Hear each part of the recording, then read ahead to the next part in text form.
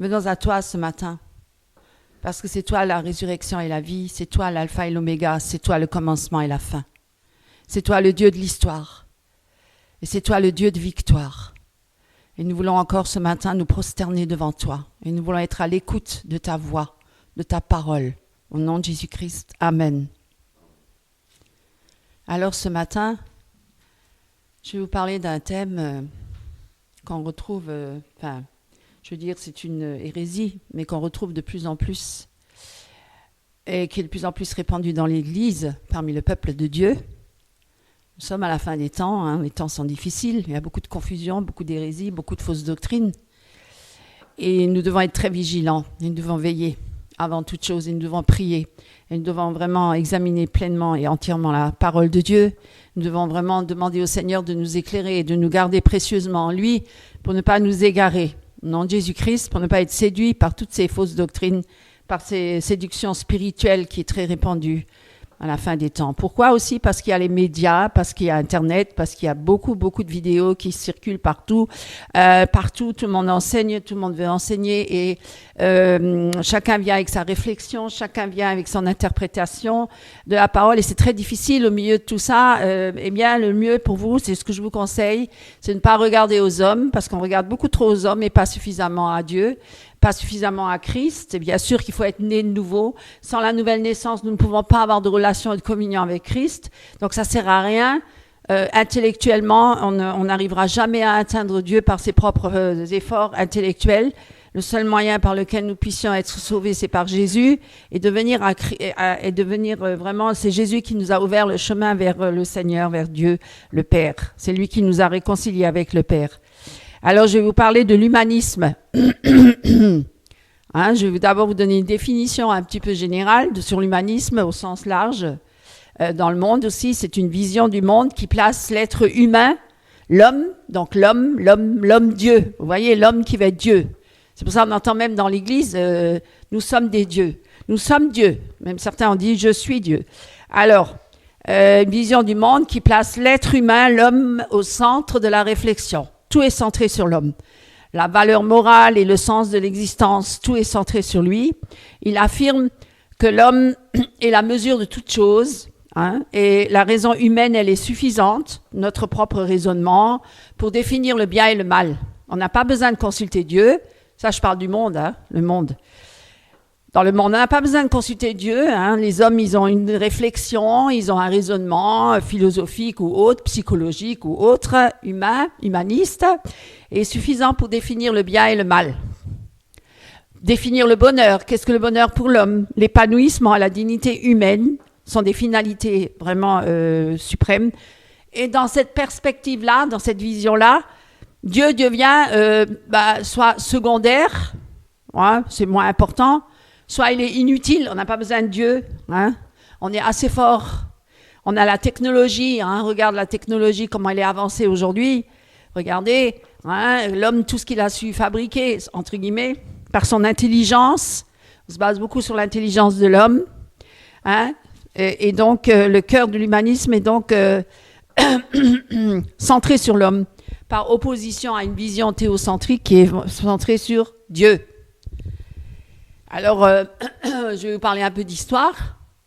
L'humanisme, parce qu'il y a plusieurs... le mode de pensée qui a évolué au fur et à mesure des siècles. Parce que c'est très insidieux, c'est très sournois.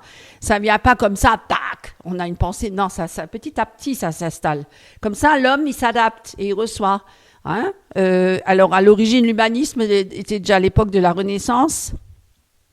À l'époque, là, ils n'étaient pas forcément anti-chrétiens.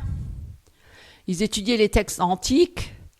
Ils étudiaient énormément la culture, l'éducation, la dignité humaine. Et progressivement, ils ont déplacé l'autorité de Dieu. Progressivement, vous voyez, c'est très subtil. Ils ont déplacé l'autorité de Dieu vers l'homme. D'où la révélation de la raison. Surtout en France, on est très cartésien, très dans le logique. Il faut tout expliquer. Il y a parfois des choses surnaturelles qu'on ne peut pas expliquer. Ça vient de Dieu, mais ce glissement, il est vraiment fondamental. L'humanisme moderne de nos jours, c'est-à-dire du XVIIIe siècle jusqu'au XXIe siècle, il va beaucoup plus loin. Alors là, ceux qui sont très cartésiens, ils rejettent tout ce qui est du surnaturel. Les révélations bibliques, oh, il faut se méfier. Rejet de toute révélation biblique, rejet de l'autorité de Dieu, rejet de l'autonomie. Alors non, acceptation de l'autonomie morale totale de l'homme, sans Dieu. L'homme est bon de nature, voilà ce qu'ils disent. Hein? Il n'est pas mauvais, il est bon. Vous avez déjà entendu. Tu es une bonne personne. C'est cet humanisme-là qui domine aujourd'hui dans le monde occidental. Voilà. Alors, l'humanisme, on le retrouve partout dans le monde contemporain. Et les principes fondamentaux de l'humanisme mondial actuel reposent sur plusieurs piliers. Comme je le disais à l'instant même, l'homme est fondamentalement bon. Vous imaginez, alors que dans la Bible, on dit tout l'inverse. Hein. Je vais vous le citer après. Le problème de l'humanité, ben vous l'avez pas déjà remarqué autour de vous? Même vous le dites parfois. Oh, elle est gentille, la personne là. Elle est gentille à partir du moment où tu la titilles pas, si tu la provoques pas, ou tu es pas en opposition avec elle. Mais quand tu commences à être en opposition avec elle, elle s'énerve. Elle est pas si bonne que ça, hein, pas si gentille que ça. Hein, vous voyez? Le problème de l'humanité, c'est l'ignorance, ils disent. Pas le péché. Alors qu'à la base, le problème de l'humanité, c'est le péché. Mais eux, ils disent non, c'est l'ignorance. Donc, il faut acquérir beaucoup de connaissances. Eux, ils se basent sur la connaissance, le gnosticisme, vous voyez. Le salut vient par l'éducation. Voilà, on éduque bien l'enfant, ben, il sera bien plus tard. Donc, il sera une bonne personne. Oui, peut-être on l'éduque dans le sens au niveau social, il sera une bonne personne parce qu'il va respecter du savoir-vivre en société avec d'autres concitoyens, on va dire comme ça. Mais ça ne veut pas dire qu'au fond de son cœur, parce qu'il peut cacher très bien sa nature pécheresse devant les hommes et pourtant vivre totalement caché, une vie cachée dans le péché. Vous voyez, beaucoup se cachent, hein. Beaucoup donnent une apparence trompeuse, vous le connaissez, vous le savez, vous-même vous avez vécu comme ça, moi-même. C'est-à-dire on montre aux gens une belle façade, on va au travail, on se montre devant tout le monde une belle façade, on va à l'église, on se montre une belle façade, et pourtant le cœur, hein, il est mauvais par-dessus tout, tortueux, et on peut avoir des pensées mauvaises contre une personne, hein, ou la convoitise, une belle femme qui passe, on la convoite, etc., etc., l'orgueil, etc. Mais Dieu, il regarde au cœur, heureusement. Hein. Vous voyez comment c'est trompeur. Et Jésus aussi ne regardait pas à l'apparence, hein, il regardait au cœur. La vérité dans le monde, surtout dans l'humanisme, dans cette philosophie de l'humanisme, la vérité, elle est relative. Chacun a sa vérité, vous avez déjà entendu. Hein? C'est relatif. La morale, on peut évoluer. Voilà. Oh, mais lui, il était dans l'ignorance, donc c'est pas de sa faute. Dieu n'est pas nécessairement, Dieu n'est pas forcément, comment dire, il va pas punir parce qu'on est immoral. Oui. Alors, cela s'oppose directement à la vision biblique. Et prenez avec moi Jérémie, chapitre 17, verset 9. Il y a plusieurs passages. Hein, Jérémie.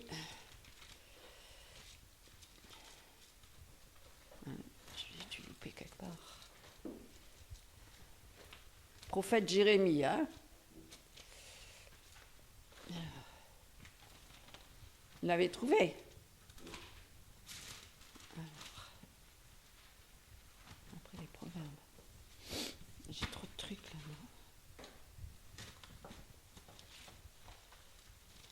Voilà. Jérémie, chapitre 17, verset 9. Je vous l'avais déjà lu plusieurs fois déjà. Hein. Le cœur est tortueux par-dessus tout. Il est méchant. Qui peut le connaître? Est-ce que vous avez déjà entendu ça? Dites-moi, il y a une personne qu'elle est méchante. Vous allez voir la réaction qu'elle va avoir. Et tu vois qu'elle a un cœur tortueux. C'est vrai. Tout le monde va être beau et gentil. Vous n'avez pas déjà remarqué? Mais dites-lui, mais non, ton cœur, il est tortueux par-dessus tout. Il est pourri jusqu'à l'os et il est méchant. Waouh! Alors là, qui peut le connaître? Moi, l'Éternel, j'éprouve le cœur, je sonde les reins, pour rendre à chacun selon ses voies, selon le fruit de ses œuvres. Alors vous voyez, voilà ce que la Bible dit. Alors nous voyons bien que le cœur de l'homme est tortueux par-dessus tout et qu'il n'y a rien de bon dans le cœur de l'homme. Et l'humaniste, il dit non, l'homme il est bon de nature et voilà, il est merveilleux et on n'a pas besoin de Dieu. Et pourtant, vous pouvez lire avec moi, prenez encore avec moi Romains chapitre 3, verset 23. 3, verset 23. Car tous ont péché et sont privés de la gloire de Dieu. Vous voyez, tous ont péché. Alors, pour l'humaniste, le péché, ça n'existe pas. Hein? Donc, vous voyez au sein de la politique et de la société, les lois basées sur le ressenti humain, plutôt que sur les principes moraux, hein, objectifs. Vous voyez qu'ils redéfinissent le mariage. Hein? Avec le Pax et tout ça. On n'a plus besoin de se marier maintenant. Ce Pax, c'est très bien aussi. Vous voyez aussi en général sur la vie, l'euthanasie, etc. Je ne vais pas en parler aujourd'hui, mais c'est en cours. On est en train de délibérer là-dessus hein, au Sénat pour faire passer cette loi de l'euthanasie. De l'identité, la dignité humaine, elle est définie sans la référence à Dieu. Voilà. On donne des définitions, on donne des solutions, on identifie l'homme, mais à quoi? Sans Dieu. L'éducation, c'est pareil. On présente une explication ultime de l'existence, on exclut Dieu comme créateur. On parle de l'évolutionnisme, bien sûr, etc. Les valeurs morales sont construites socialement. Sur la psychologie moderne, hein, on essaie d'expliquer pourquoi les personnes elles ont des problèmes. On cherche, on creuse dans la vie du passé, dans son enfance, etc. Mais on ne parle jamais de péché. Le péché il est remplacé par les blessures du père, où tu as été blessé par ton père, ta mère, ou par ceci, par cela. On ne parle jamais de péché. Le repentir est remplacé par l'acceptation de soi. Vous voyez? On ne se repent plus. Au contraire, on dit tu dois t'aimer toi. Tu dois t'accepter. Tu dois t'aimer. Tu dois être bien bon avec toi-même. Alors que dans la Bible, c'est dit renonce à toi-même. Hein? Tu dois aimer Dieu avant tout. La transformation spirituelle est remplacée par quoi? Par l'estime de soi. Hein? Rick Warren et bien d'autres pasteurs qui en parlent. L'humanisme qui s'infiltre dans l'Église, elle est très dangereuse. Pourquoi est-ce si dangereux? Parce qu'elle utilise le langage chrétien, il garde une apparence biblique, hein, de piété, mais ne nie pas forcément Jésus non plus, il parle de Jésus, mais il le redéfinit différemment. C'est un autre Jésus. Il déplace subtilement le centre de Dieu, centré sur Dieu, il le déplace subtilement vers l'homme. On se centre sur l'homme. Vous voyez, vous avez remarqué ça partout. On doit se centrer sur l'homme. Quand on est à l'église, on doit se centrer sur les hommes, sur l'homme, sur la femme, sur celui qui est sur l'estrade. Dans le monde, on doit se centrer sur les hommes, les politiciens, les hommes, tous c'est les sauveurs. On doit se centrer partout sur l'homme. L'homme, on parle que de l'homme. L'homme, Dieu, l'homme, roi. L'homme, c'est lui le sauveur. C'est pour ça que c'est tellement dangereux. On déplace subtilement le centre qui était centré sur Dieu vers l'homme. Ce n'est plus un rejet frontal hein, du christianisme, mais une corruption subtile, interne. Et vous pouvez vous lirez chez vous dans 2 Timothée chapitre 4, verset 3, « Car il viendra un temps où les hommes ne supporteront plus la saine doctrine. » Hein, alors, je vais vous donner les caractéristiques de l'humanisme dans l'Église. C'est un Jésus qui est réduit à un modèle moral. On parle de Jésus, on dit qu'on doit être comme lui, hein, c'est un modèle. Il est présenté comme un exemple d'amour, un enseignant de tolérance, alors que ce n'est pas vrai, un guérisseur émotionnel, un Jésus, un Seigneur absolu, sauveur du péché, alors que c'est tout à fait le contraire. Hein. Si Christ n'est pas ressuscité, votre foi est vaine. 1 Corinthiens 15, 17. Un message centré sur l'homme. Sermon. Comment ils parlent? Vous les avez déjà entendus? Tous ces faux prédicateurs.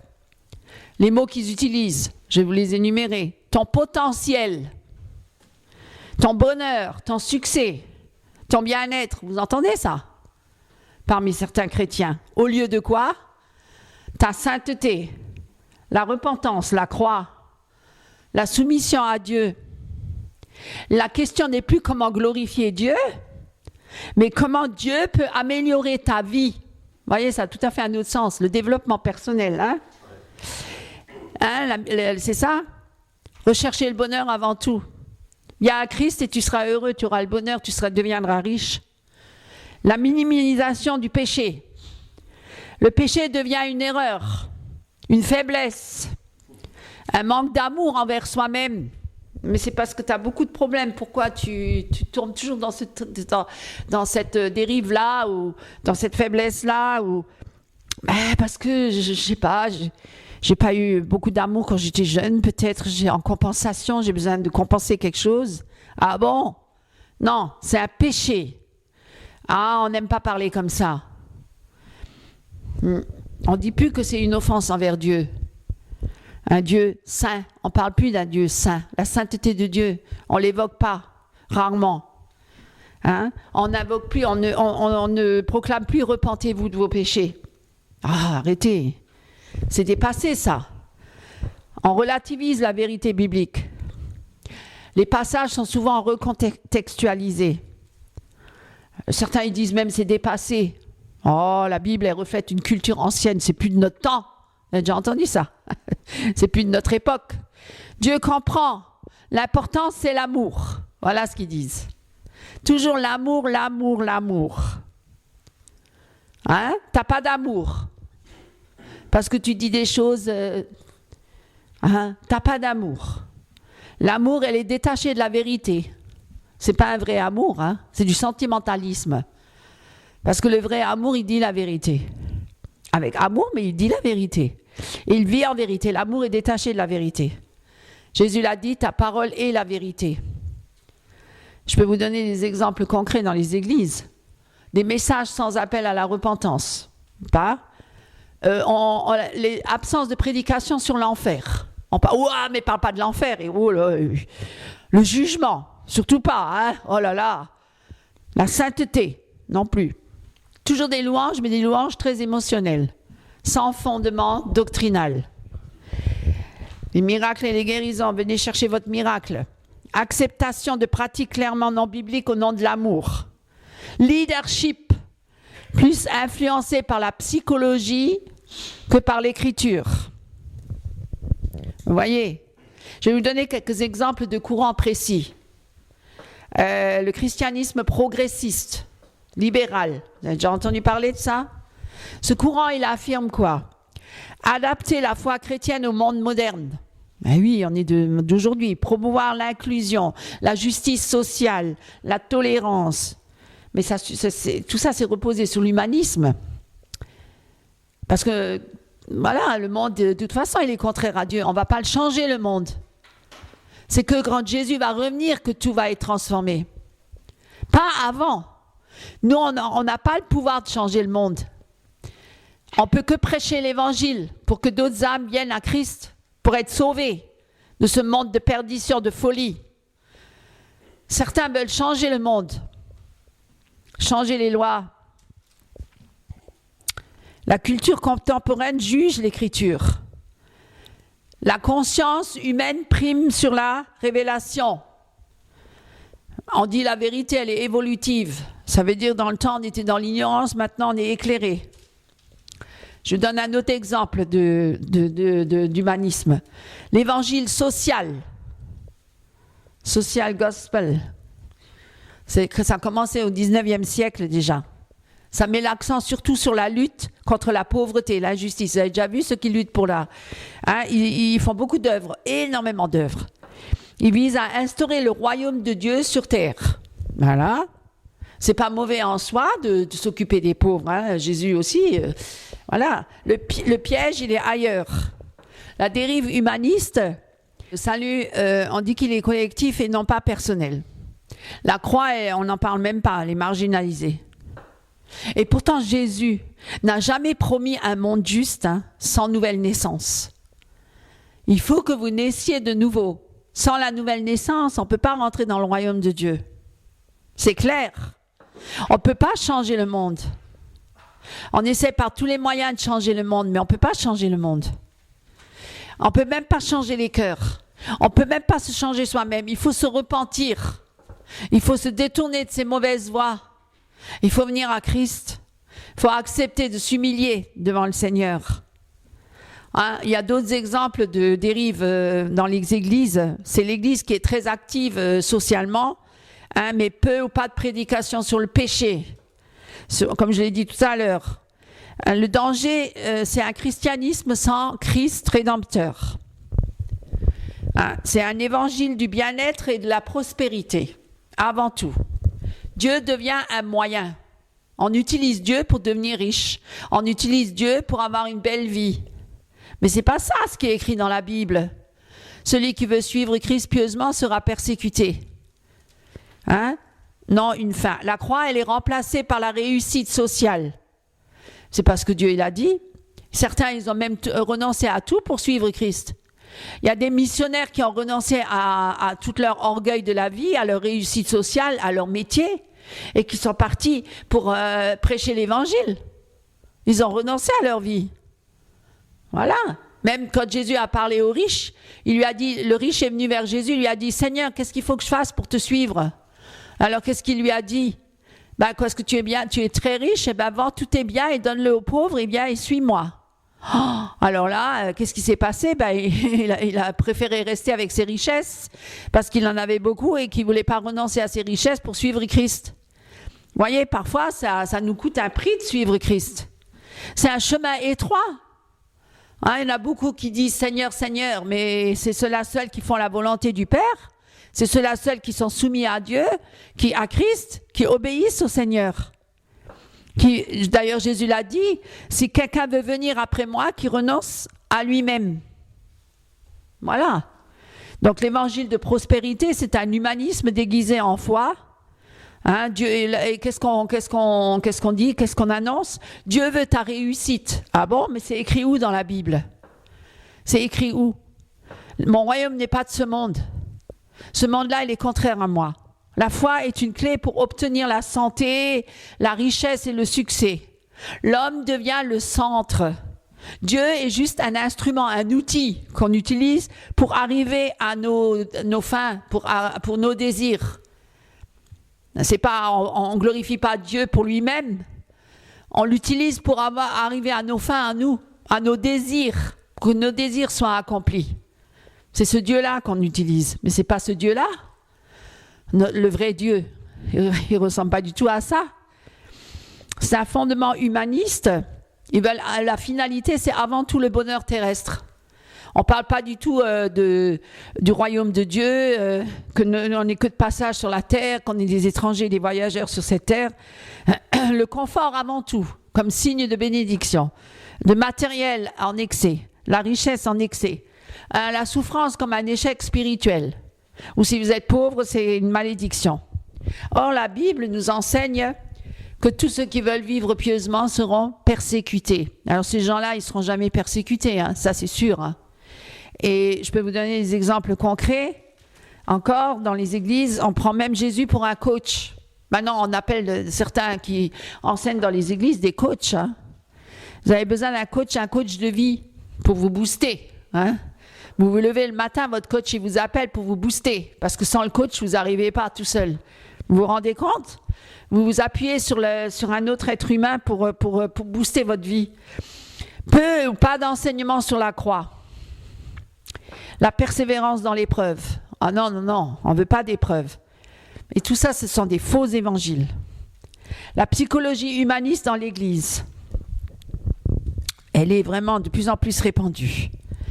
Une utilisation massive des concepts psychologiques, l'estime de soi, voilà, la réalisation personnelle, la guérison intérieure, Le problème n'est pas l'aide psychologique, mais la substitution. On substitue tout à la place de Christ, on substitue ça à un psychologue ou un psychiatre qui va vous aider.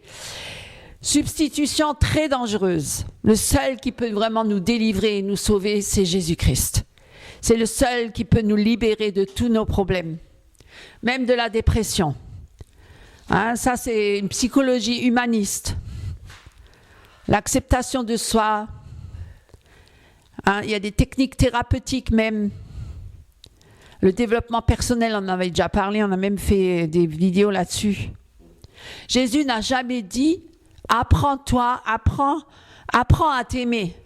C'est écrit où ? « Apprends à t'aimer ». Jamais il a dit ça. Mais repens-toi et crois. Et si le Seigneur, si c'est Christ qui vit en moi, alors ce n'est plus moi qui vis, mais c'est Christ qui vit en moi. Et si c'est Christ qui vit en moi, eh bien, si j'aime Dieu plus que tout, j'aimerais mon prochain comme moi-même, ça veut dire, avant tout, c'est la priorité, c'est Dieu. Vous comprenez ça? Exemple. Voilà. Dieu est présenté comme un validateur émotionnel. Les péchés sont psychologisés. Vous avez déjà entendu, hein? C'est parce que tu t'es comporté comme ça, c'est parce que tu n'es pas équilibré, c'est à cause de la relation avec ton père ou ta mère, ou etc. Ah, les péchés, le péché. Résultat, chrétien non transformé. Chrétien non transformé. Une autre dérive aussi, l'unité avant tout, même si les gens sont d'une autre religion, même s'ils sont dans le péché, même s'ils sont, œcuménisme humaniste. Hein? On aime tout le monde. On se réunit, on s'unit. On ne peut pas être unis si on n'a pas Christ en nous. Description, l'unité est recherchée indépendamment de la vérité. On veut être unis. Les différences doctrinales sont minimisées. C'est pas grave. L'important, c'est qu'on s'aime. Hein? Ça, c'est un danger biblique. Parce que Jésus, il prie pour l'unité, mais dans quel sens ? Sanctifie-les par ta vérité. Il n'y a pas d'unité sans vérité. Vous le savez très bien. Vous le voyez autour de vous si vous vivez avec des gens qui ne sont pas dans la vérité. Il n'y a pas une unité possible. Il y a un fossé qui se crée entre ces deux personnes. Voilà. Que le Seigneur vraiment nous aide à ne pas nous égarer. Qu'il nous garde précieusement en lui.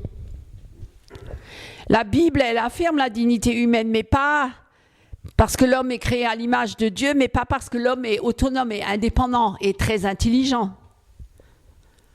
Le christianisme, ça ne veut pas dire qu'on est anti-humain, qu'on rejette l'humain, c'est pas ça. Mais il est Dieu centré, on est centré sur Dieu.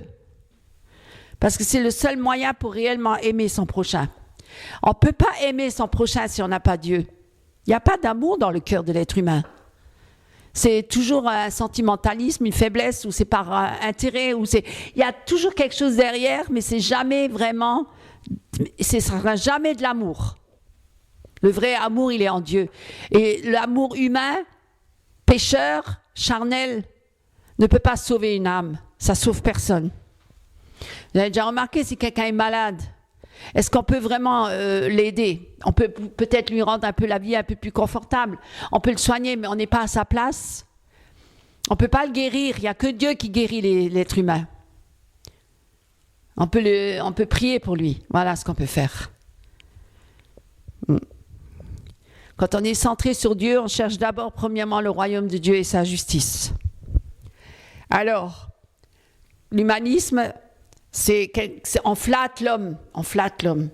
Oh, on aime flatter l'homme. Oh, tu es merveilleux. Oh, tu es un vrai magicien. Oh, qu'est-ce que tu es bien. Oh, qu'est-ce que tu joues bien. Qu'est-ce que tu chantes bien. Qu'est-ce que tu vis bien. Qu'est-ce que tu es. Waouh, qu'est-ce que tu es intelligent. Qu'est-ce que tu es beau. Qu'est-ce que tu es. On aime entendre ça. Hein?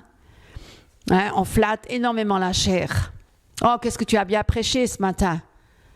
Ah là là, apaise. L'humanisme apaise la conscience. On veut se faire une bonne conscience. Vous avez déjà remarqué ça? On ment, on triche, mais on veut se faire une bonne conscience. On évite la repentance. On évite à tout prix de venir devant la croix. on se détourne de la croix. Hein, on produit une foi, on a une foi, oui, je crois en Jésus, mais sans puissance. Combien disent je crois en Jésus? Ah, mais moi je suis chrétienne, hein? Oui, mais alors comment tu vis là? Tu vis dans le péché si c'était une vraie chrétienne, un vrai chrétien. Mais ça te travaillerait dans l'esprit, tu serais tourmenté, tu te repentirais, tu viendrais à la croix. Tu pourrais pas vivre comme ça. Ah, mais si Dieu est amour, il fait avec. Non, Dieu il fait pas avec. Dieu il est là, il te tend la main, oui, pour que tu te repentes. Il veut pas que tu te perdes, oui. Il veut pas que tu ailles en enfer, oui. Mais il faut faire le pas. Hein? Il faut se détourner de ces mauvaises voies. Il y a marqué dans la Bible quand il avait dit si mon pays sur lequel est invoqué mon nom se repent et se détourne de ses mauvaises voies, hein, et revient à moi pleinement de tout son cœur, alors son pays je le guérirai. Vous voyez qu'à la fin c'est quand même Dieu qui guérit. Et puis à quoi ça sert de guérir le corps si l'âme elle n'est pas guérie, si on n'est pas sauvé? Parfois Dieu permet parfois certaines maladies. Je dis pas qu'il faut être à tout prix malade, mais certaines maladies, il permet certains qui soient malades pour qu'ils crient à Dieu, parce que sans ça ils ne crieraient pas à Dieu. Et alors ils disent mais pourquoi il ne me guérit pas? Mais peut-être qu'il faut d'abord que ton âme, tu te tournes vers Christ et tu te repens de tes péchés pour que peut-être le Seigneur va guérir ton corps aussi. Ou peut-être pas. Peut-être que la personne elle va mourir quand même. Mais au moins elle sera sauvée. Parce que ce qui est important c'est le salut de notre âme. Qu'on soit éternellement avec Christ dans le royaume de Dieu. C'est ça. Vous voyez? C'est ça le plus important. L'évangile, le vrai évangile, il met quoi au centre? Dieu. Hein? Il humilie l'orgueil de l'homme. Il l'humilie. Il résiste aux orgueilleux. Il fait grâce aux humbles. Ceux qui reconnaissent leur petitesse, leur faiblesse. Ceux qui sont brisés, hein, dans leur moi, dans leur orgueil, qui se prennent pour des petits dieux. Ils exaltent Christ avant tout, pas eux-mêmes. Ils confrontent et révèlent le péché. Ils n'ont pas peur de révéler le péché. On n'aime pas révéler le péché, hein? On aime bien cacher le péché. Et on proclame la vérité. Et tous ceux qui veulent vraiment marcher, comme on dit, pieusement avec Christ et qui veulent vraiment proclamer la vérité, ben vous le voyez dans certains pays, ils sont persécutés, mis en prison, torturés, mis à mort. Ah, parce que le diable aussi, il est derrière, il se déchaîne. Ils annoncent Jésus crucifié et ressuscité, qui est assis à la droite du Père, qui est vivant encore aujourd'hui, qui plaide notre cause, qui est avocat auprès du Père. Et ils sont un appel à la repentance et à la foi. Hein? Examinez toutes choses, retenez ce qui est bon. Thessaloniciens, il n'y a sous le ciel aucun autre nom par lequel, donné aux hommes par lequel nous devions être sauvés. Aucun nom. Aucun nom. Aucun. Même les plus grands érudits, même des hommes de Dieu très fervents, spirituellement, ne sont pas les sauveurs. Il n'y a que Jésus. C'est lui seul qui a versé son sang sur la croix. C'est le seul qui a marché sans péché sur la terre, qui a pu triompher, justement, parce qu'il a commis aucun péché. Parce que même tous ces grands érudits qui laissent derrière eux des écrits, hein, eh bien, même ceux-là, ils étaient des pécheurs rachetés par le sang de Jésus-Christ. Ils ont été sauvés par la grâce, par le Seigneur. Et, hein, ils ont versé même Paul, Pierre, Jacques, tous. Ils ont versé, c'est que Jésus qui a versé son sang. C'est lui seul, parce qu'il a marché sans péché sur la terre. Il a pu triompher de la mort et du péché et de Satan et de tous les démons et du monde. Parce que lui, il n'a commis aucun péché. Et c'est grâce à lui qu'on est sauvé. C'est grâce à Jésus-Christ et personne d'autre. Il n'y a aucun autre nom par lequel nous puissions être sauvés. Le seul qui puisse nous sauver et nous racheter de notre vaine manière de vivre, c'est Jésus-Christ. Amen. Bonjour mes frères et sœurs en Christ. Prenons ensemble dans les Saintes Écritures, dans le livre de Jérémie, chapitre 18, versets 1 à 11. La parole qui fut adressée à Jérémie de la part de l'Éternel, en ces mots: Lève-toi et descends dans la maison du potier. Là, je te ferai entendre mes paroles.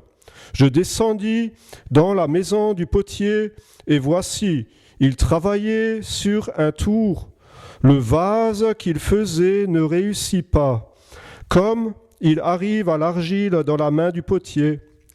Il en refit un autre vase, tel qu'il trouva bon de le faire. Et la parole de l'Éternel ne fut adressée en ces mots: ne puis-je pas agir envers vous comme ce potier, maison d'Israël, dit l'Éternel. Voici comme l'argile est dans la main du potier, ainsi vous êtes dans ma main, maison d'Israël. Soudain je parle sur une nation, sur un royaume d'arracher, d'abattre et de détruire. Mais si cette nation sur laquelle j'ai parlé revient de sa méchanceté, je me repens du mal que j'avais pensé lui faire. Et soudain je parle sur une nation, sur un royaume de bâtir et de planter. Mais si cette nation fait ce qui est mal à mes yeux et n'écoute pas ma voix, je me repens du bien que j'avais eu l'intention de lui faire. Parle maintenant aux hommes de Juda et aux habitants de Jérusalem, et dis ainsi: parle l'Éternel, voici je prépare contre vous un malheur, je médite un projet contre vous. Revenez chacun de votre mauvaise voie, réformez vos voies et vos œuvres. Mais ils disent: c'est en vain, car nous suivrons nos pensées, nous agirons chacun selon les penchants de notre mauvais cœur. Amen. C'est lui qui est notre potier, c'est lui qui façonne notre caractère. Mais si on est contre Dieu, il nous laissera suivre nos penchants, aller à la destruction. Parce que Dieu, il veut qu'on revienne à lui. Soyez richement bénis. Amen. Bonjour, que le Seigneur vous bénisse abondamment ce matin. Et nous sommes là encore pour glorifier le nom de Jésus-Christ, parce qu'il est notre Seigneur et parce qu'il est notre Sauveur. Alléluia. Bien, j'ai intitulé cette prédication « Aime et fais ce que tu veux ». Alors, ce qu'il faut savoir, c'est que notre foi chrétienne, elle ne commence pas par devoir suivre des règles, devoir suivre des pratiques en tout genre, ou encore, quand je parle des pratiques en tout genre, je parle des œuvres spirituelles, toutes ces choses-là, bien entendu. Donc, notre vie spirituelle, notre foi chrétienne ne commence pas non plus par des commandements. Alors, elle commence par l'amour. Notre foi, écoutez bien, chrétienne, commence par l'amour. Parce que sans amour, la foi chrétienne, elle n'est rien devant Dieu. Sans amour, nous ne sommes rien. La Bible le dit clairement. On va dans 1 Jean, chapitre 4, verset 8. L'Écriture nous dit clairement, Jean nous dit clairement ici, « Celui qui n'aime pas n'a pas connu Dieu, car Dieu est amour. » Si Dieu est amour, alors une vie qui vient de Dieu, mes amis, doit être marquée par l'amour du Christ. La vraie question n'est donc pas seulement qu'est-ce que nous faisons ou qu'est-ce que nous devons faire pour aimer Dieu. Parce que même si je dis, je crois en Dieu, je mets ma foi en Dieu, est-ce que c'est pour autant avoir cette certitude que nous l'aimons? Le diable aussi, il croit en Dieu et il tremble. La vraie question qu'il faut se poser, c'est qu'est-ce que nous aimons vraiment? Et là, Jésus-Christ nous rappelle, là où est ton trésor, là aussi est ton cœur. Et ce matin, il est bon effectivement de faire un petit bilan spirituel et nous poser les bonnes questions. La bonne question est ce matin, où est ton trésor? L'homme, c'est vrai, c'est un être qui aime. En le voyant, chaque être humain aime quelque chose. Chacun cherche un plaisir. Chacun cherche le plaisir, peut-être dans le monde. On en parle beaucoup d'amour, on entend beaucoup parler d'amour dans le monde, c'est vrai. On entend même dans les chansons, comment savoir aimer, Florent Pagny, tout le monde connaît. Ou quand on n'a que l'amour. Eh bien, tout le monde connaît ces paroles, on est bien d'accord. Mais pour autant, est-ce que ces paroles sont porteuses? On les chante, mais l'amour du monde nous éloigne de Dieu. Ça, c'est une vérité. La Bible nous dit clairement que l'amour du monde est inimitié, en opposition même avec l'amour de Dieu. Dieu, c'est vrai que nous a créés pour aimer. Dieu nous a créés pour aimer. Et il ne nous a pas créés pour aimer le monde et tout ce que le monde nous propose.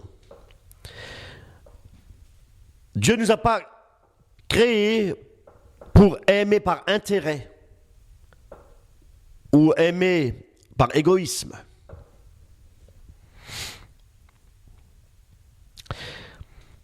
Dieu nous a créés pour aimer celui qui nous a créés.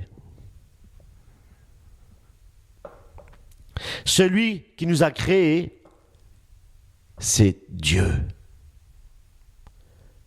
Dieu nous a créés pour l'aimer. L'Écriture dit clairement, tu aimeras le Seigneur ton Dieu de tout ton cœur, de toute ton âme, de toute ta force.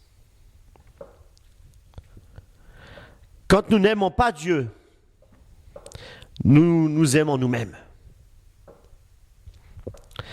Nous suivons alors les désirs de la chair, de notre chair et les penchants naturels de notre cœur, nous dit Paul.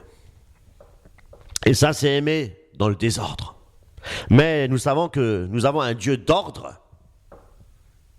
Alors, rejeter Dieu dans son cœur, mes amis, ce n'est pas devenir libre, mais c'est devenir esclave, esclave du péché. C'est se refermer sur soi-même. On se croit libre, mais on est complètement sous l'emprise du démon, l'emprise de Satan.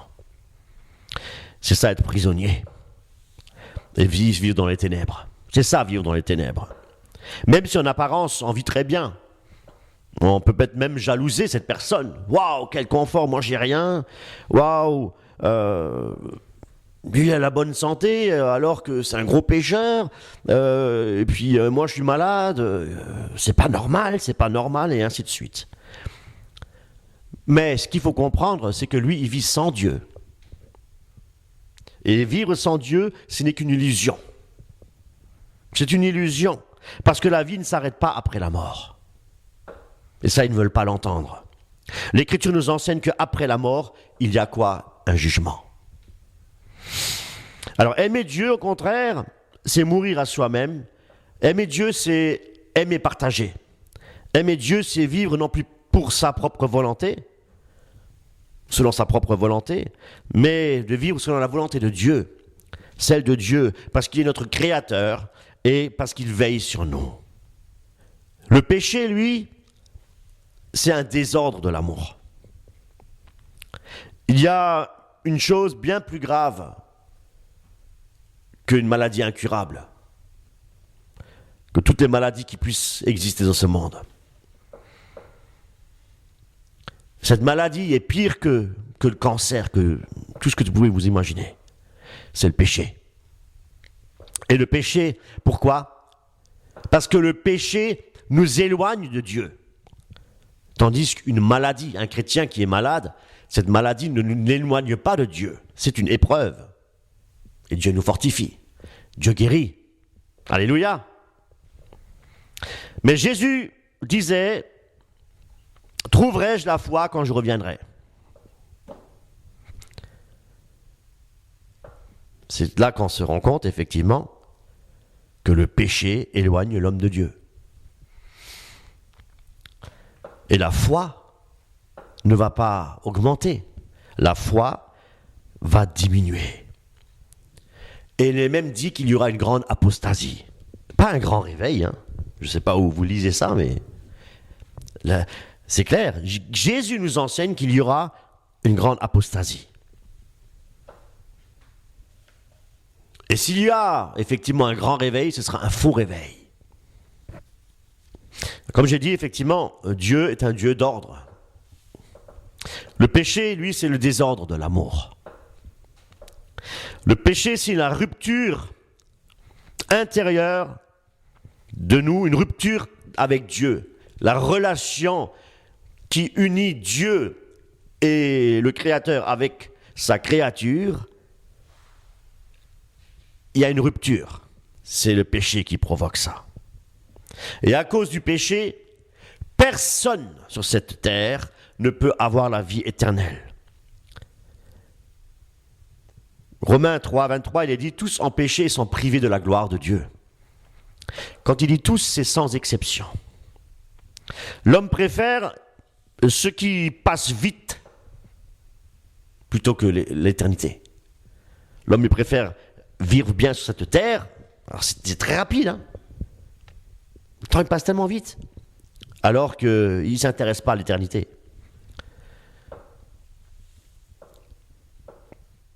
On veut avoir de l'argent sur cette terre, on veut être bien dans le confort, on veut bien réussir dans la vie, on veut beaucoup de choses, on fait des projets, mais souvent on le fait sans Dieu. On veut vivre pour soi-même, mais on ne veut pas reconnaître que Dieu est notre Créateur. Voyez-vous?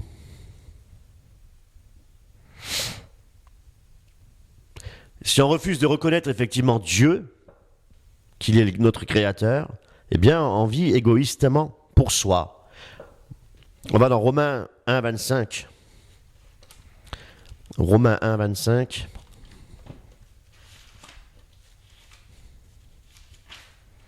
Il est dit.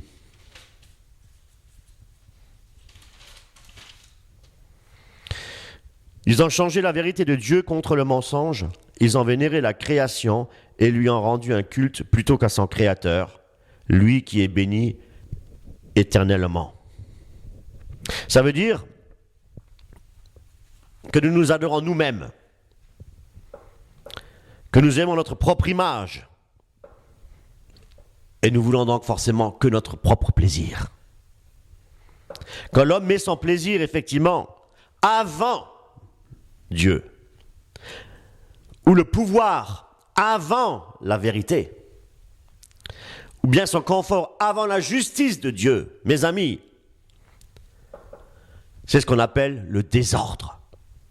Et c'est pourquoi Dieu dit « Je suis un Dieu d'ordre ». C'est le désordre de l'amour, parce qu'on est censé devoir aimer Dieu, aimer son prochain comme soi-même. Donc l'amour n'est plus dans la pureté originelle avant le péché. C'est un amour égoïste, centré sur soi, désintéressé dans tout ce qui nous, toutes les choses spirituelles. C'est un amour destructeur, c'est un amour charnel, un amour jaloux. Combien de fois on entend « Ah, je suis jaloux de mon épouse, je suis jaloux. » Ben, si tu es jaloux, si tu es jalouse, c'est qu'on ne vit pas en vérité. C'est donc un amour désordonné. C'est un amour de désordre. Et Dieu a donné un ordre, c'est le mariage. L'ordre est juste, parce que c'est Dieu qui est l'auteur de l'ordre. Tout est ordonné, même les planètes, les constellations, c'est un Dieu d'ordre. Mais l'homme, donc, qui met son plaisir avant les choses de Dieu, il essaie aussi quelque part de se justifier lui-même. Il pense que tout ce qu'il fait, il réussit, c'est par lui-même. Les pensées, les choses qu'il exploite, les choses qu'il veut faire, que tout vient de lui-même. Toute vie vient de Dieu. Chaque cœur qui bat a été créé par Dieu. Ben oui. Qu'il soit intelligent, gentil, très intelligent, eh bien, il ne peut pas avoir la vie éternelle par lui-même. Parce que même l'intelligence vient de Dieu. Pourquoi certains sont-ils handicapés mentalement? D'autres ont une capacité intellectuelle très, très élaborée, très, très grande. Faut-il se vanter pour cela? Dieu fait ce qu'il veut, et chacun à son niveau. Mais tout ce que nous avons, que ce soit l'intelligence, que toutes les choses que nous avons, vient de Dieu, et nous ne devons pas nous enorgueillir pour ça. La vie éternelle se trouve seulement en Jésus-Christ, pas en l'homme, comme le soulignait mon épouse ce matin. L'humanisme, on va être Dieu sur terre. Et pourquoi que la vie éternelle se trouve que en Jésus-Christ? Parce qu'il n'y a qu'un seul chemin, il n'y a qu'une seule vérité, et qu'il y a une seule vie, c'est Jésus-Christ. Jésus-Christ nous donne sa vie. Jésus-Christ nous donne sa vérité, sa justice. Et Jésus-Christ nous montre le chemin à suivre. Et le chemin à suivre, c'est le chemin qui nous mène au Père. Parce que si nous ne passons pas par Jésus-Christ, par son Fils, nous ne pouvons pas arriver au Père. Nul ne vient au Père que par moi, dit Jésus-Christ. Et c'est de cette manière-là, par Jésus-Christ, que nous pouvons effectivement avoir la vie éternelle. Si on essaie effectivement de se débrouiller soi-même, même si on réussit, même si on arrive à obtenir ce qu'on veut, par exemple, ça ne va rien changer dans notre vie future, dans l'au-delà. Nous restons toujours condamnés dans nos péchés.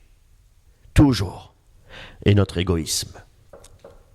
Jésus l'a dit, celui qui n'a pas le Fils n'a pas la vie. Sans Jésus-Christ, nous sommes morts spirituellement. Nous n'avons pas la vie. Et même si nous faisons de bonnes choses autour de nous, si nous refusons de reconnaître que Jésus-Christ est le Seigneur et le Sauveur, eh bien, c'est la mort éternelle qui nous attend. Le juste jugement de Dieu pour ne pas avoir accepté sa main de grâce.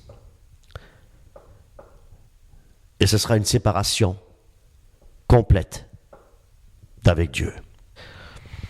Mais Dieu est un Dieu d'ordre, je le disais, et un Dieu d'amour. Il est juste et il est notre Créateur.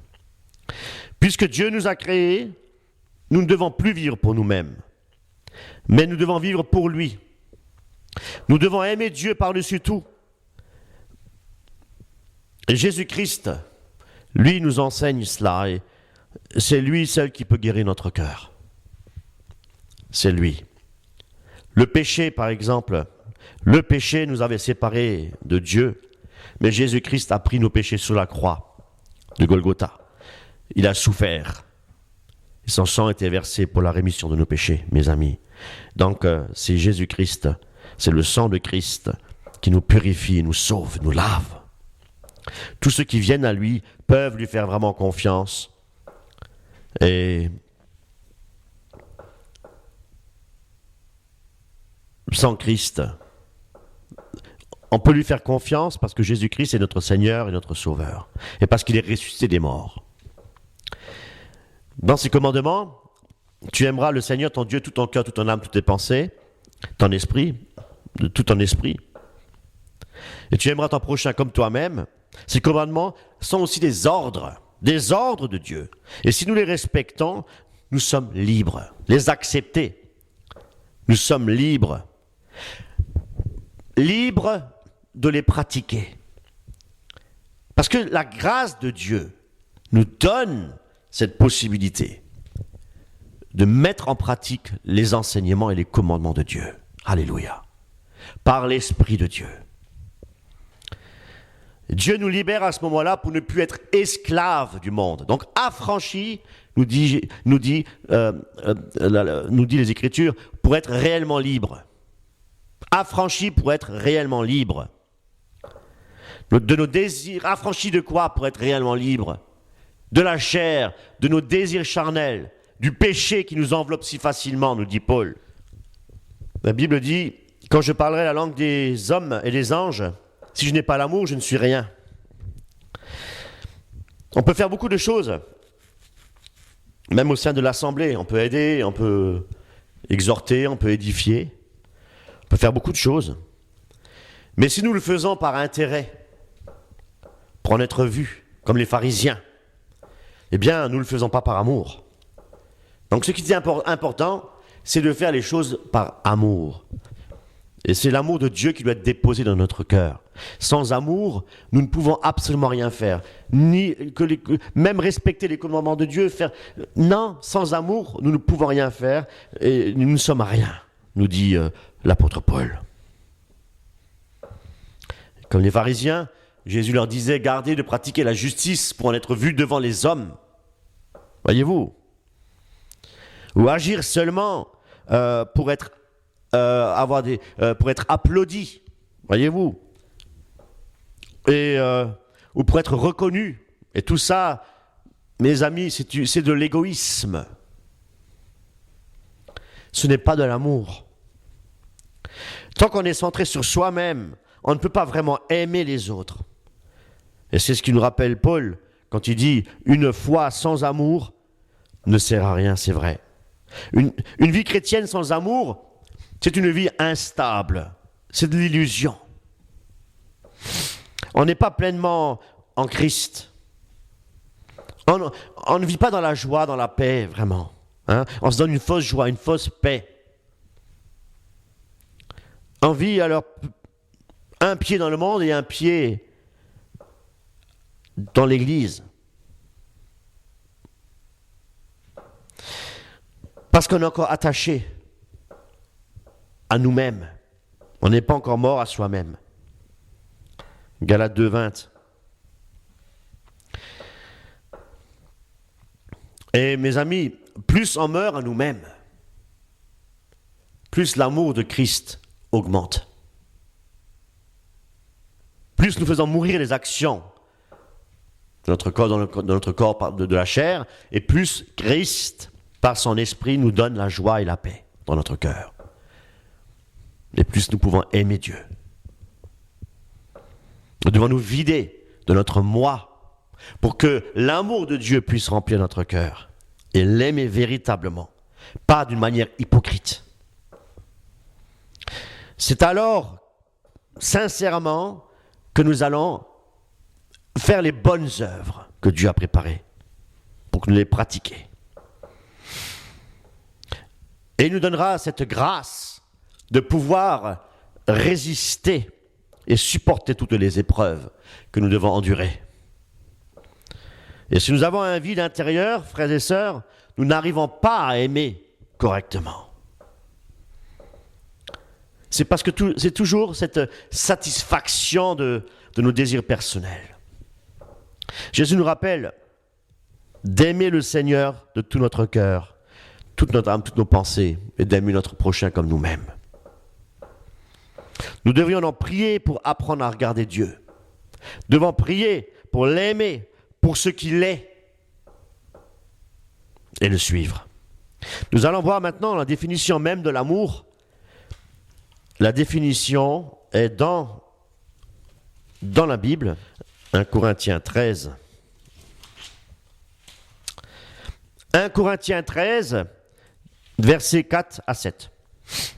L'amour prend patience, l'amour rend service, l'amour ne jalouse pas, il ne se vante pas, ne se gonfle pas d'orgueil, il ne fait rien d'inconvenant, il ne cherche pas son intérêt, il ne s'emporte pas, il n'entretient pas de rancune, il ne se réjouit pas de ce qui est injuste, mais il trouve sa joie dans ce qui est vrai, il supporte tout, il fait confiance en tout, il espère tout, il endure tout.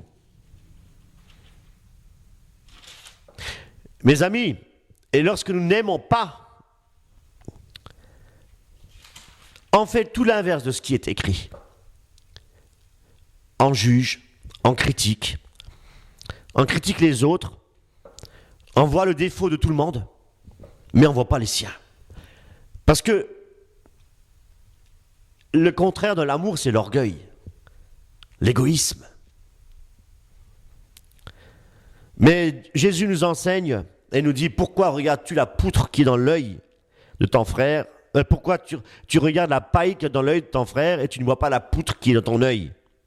Donc avant de juger les autres, nous devons d'abord voir nos propres erreurs, nos propres manquements, nos propres défauts, frères et sœurs. C'est ça. Et laisser Dieu travailler notre cœur. Et reconnaître que nous avons une poutre dans notre cœur. Et c'est alors que son amour va grandir en nous. Et nous pouvons alors aimer vraiment. Nous pouvons à ce moment-là, par la grâce de Dieu, résister au péché, comme je vous ai dit, persévérer dans les épreuves et servir les autres, cette fois-ci, avec sincérité de cœur, avec amour, avec joie. La vraie joie que le Saint-Esprit donne. Sans amour, il n'y a pas de vraie joie à aider les autres. Servir Dieu de cette façon devient plutôt un moyen de se faire remarquer, comme je l'ai dit tout à l'heure, comme un hypocrite, pour obtenir quelque chose. On veut un retour. On ne donne jamais gratuitement. On veut un retour. Mais avec l'amour de Dieu, il n'y a pas de retour. Avec l'amour de Dieu, c'est se donner. L'exemple parfait, Jésus-Christ, qui a donné sa vie en retour. Qu'est-ce qu'il nous demande à nous? Oui, il nous demande quelque chose en retour. C'est de le servir, c'est de marcher dans la sainteté. Parce qu'il veut nous donner encore quelque chose, la vie éternelle. L'amour de Dieu, servir Dieu, ça devient à ce moment-là un plaisir et une vraie joie, même dans les épreuves, même dans la persécution. Parce que la grâce de Dieu nous accompagne. L'Esprit de Dieu est avec nous. Est-ce que Jésus-Christ est venu pour abolir la loi? Jésus-Christ n'est pas venu pour abolir la loi, il est venu pour l'accomplir. L'amour, nous dit Paul, c'est l'accomplissement parfait de la loi. Alléluia. Voyez-vous, Jésus est venu pour nous montrer comment nous devons marcher dans l'amour. De quelle manière nous devons marcher dans l'amour. De quelle façon? En portant du fruit. En portant du fruit. Il nous demande aussi de vivre selon sa volonté. Très important. Ne pas vivre selon sa volonté. Selon notre propre volonté. Selon sa volonté. Parce que la volonté de Dieu, c'est le salut de l'âme. C'est le salut de l'âme. Et ce salut de l'âme est tout à fait possible. Grâce à quoi? À son sacrifice et à sa résurrection. Et il nous a aussi envoyé son esprit. L'Esprit de Dieu nous aide à marcher dans toute la vérité. À suivre les traces de Jésus-Christ et à garder tous ses commandements. Donc quelque part, Dieu nous demande de travailler aussi à notre... l'apôtre Paul nous demande de travailler à notre salut avec crainte et tremblement. Et ce n'est pas... Il ne dit pas cela pour dire que nous devons avoir peur de Dieu, une crainte d'aller en enfer. C'est pas ça. C'est pas une peur d'aller en enfer, une mauvaise peur quelque part. Non, c'est une crainte respectueuse. Et la crainte respectueuse, c'est de reconnaître que Jésus-Christ est saint. Et cette crainte-là doit nous pousser à aimer Dieu pour ce qu'il est. Pas encore d'une manière égoïste parce que je ne veux pas aller en enfer. Non, nous avons une crainte de Dieu dans le bon sens pour reconnaître ce qu'il est. Il est amour. Mais il est aussi un juste juge. l'aimer, poursuivre et respecter ses commandements. Il est important de comprendre aussi que ce n'est pas... Oui, c'est l'amour de Christ qui nous pousse vraiment à marcher dans la sainteté et à nous éloigner du péché. Et si nous sommes en Christ, nous avons cette assurance que rien ne peut nous séparer de l'amour de Dieu, nous dit Paul. Rien. Et Jean de dire, si vous m'aimez, vous gardez mes commandements. Et les commandements ne sont pas pénibles si nous sommes accompagnés de la grâce de Dieu pour les accomplir. L'amour pour Dieu nous pousse à vivre selon ses commandements. Je le dis encore, ce n'est pas par obligation, mais c'est un désir de l'honorer et de lui rester proche. Pour comprendre l'amour de Dieu, mes amis, il y a une chose importante à faire. C'est regarder la croix. C'est à la croix que tout est accompli. L'amour chrétien, c'est pas juste avoir un sentiment, ou c'est pas juste donner sa vie par sentimentalisme, parce qu'il a entendu une merveilleuse prédication, ou parce que il a été touché émotivement par des chants chrétiens. Non, ce n'est pas par sentiment. C'est pas sur le ressenti. Mais un amour se montre par un sacrifice. Jésus-Christ nous a montré son amour en offrant sa vie pour nous. Comme Jésus-Christ l'a fait à la croix, c'est ça. Il a donné sa vie pour nous. Il n'y a pas de plus grand amour que de donner sa vie pour ceux qu'on aime. Dieu est amour. Et cet amour va même encore plus loin. Romains 5, 8. Cet amour va encore plus loin. Romains 5, 8. Or, la preuve que Dieu nous aime, c'est que le Christ est mort pour nous alors que nous étions encore pécheurs. Alors que nous étions encore pécheurs. Il a pris notre condamnation sur lui.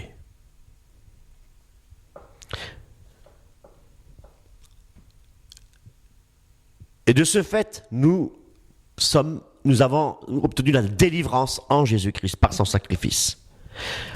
Obtenu la victoire sur le péché et sur le diable. Et grâce à sa résurrection, nous aussi, nous avons l'espérance de la vie éternelle avec un corps ressuscité. L'amour véritable, c'est donc un amour qui se sacrifie et pas un amour égoïste. Un amour sans sacrifice, ce n'est pas l'amour du Christ. Donc édifier une personne, l'exhorter par amour, c'est l'œuvre de Christ. Mais exhorter, édifier, pour montrer ses connaissances ou par intérêt personnel pour se faire remarquer, c'est l'orgueil, c'est de l'égoïsme. C'est de l'orgueil. Nous ne pouvons pas aimer sincèrement Dieu, ce n'est pas possible, nous ne pouvons pas l'aimer. Dieu nous a d'abord aimés. Et c'est du fait que Dieu nous a d'abord aimés que nous pouvons aujourd'hui aimer Dieu. Et si Dieu nous a aimés, nous devons accepter son amour. Et refuser son amour, c'est refuser sa grâce. Et refuser sa grâce, c'est nous conduire éternellement loin de la présence de Dieu. Ceux qui rejettent Jésus-Christ, je le répète, même s'ils ont fait des bonnes choses sur cette terre, eh bien, ils étaient séparés de Dieu. Et l'Écriture nous appelle qu'il y a un lieu réservé. C'est l'enfer. Un feu qui ne s'éteint jamais, comme je le disais au début. Mais pour ceux qui acceptent l'amour de Dieu, le Christ règne dans leur cœur et son amour devient une vraie lumière dans les ténèbres, pour éclairer. Là où il y a l'Esprit de Dieu, là il y a la liberté. La vraie liberté des enfants de Dieu est en Jésus-Christ. Il nous a affranchis pour nous rendre libres. Libres pour aimer, pour pratiquer les commandements de Dieu. Tout ce que nous faisons, nous devons le faire pour la gloire de Dieu. Et Jésus dit lui-même, je fais toujours ce qui te plaît. Alors notre vie est guidée, n'est plus guidée par la peur, mais notre vie doit être guidée par l'amour du Christ.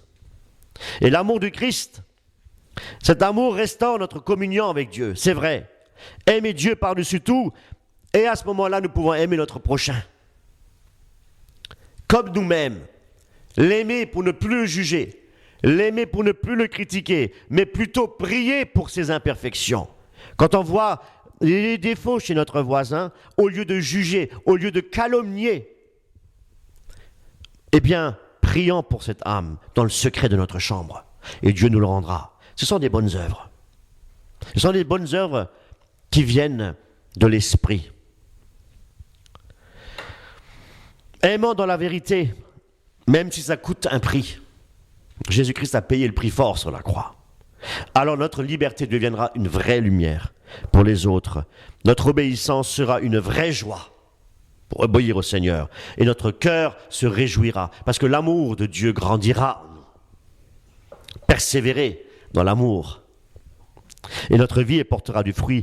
Elle portera du fruit ici-bas et pour l'éternité, nous dit la parole. Paul nous dit maintenant donc ces trois choses demeurent, la foi, l'espérance et l'amour. Et quelle est la plus grande chose des trois? L'amour, la charité. Tant que le Seigneur vous bénisse abondamment et mettant Dieu en premier dans notre vie et laissant-nous guider par son amour pour que nous puissions accomplir par sa grâce les commandements de Dieu et tout ce que Dieu nous a prescrit dans la parole et de pouvoir porter du fruit pour sa gloire. Amen.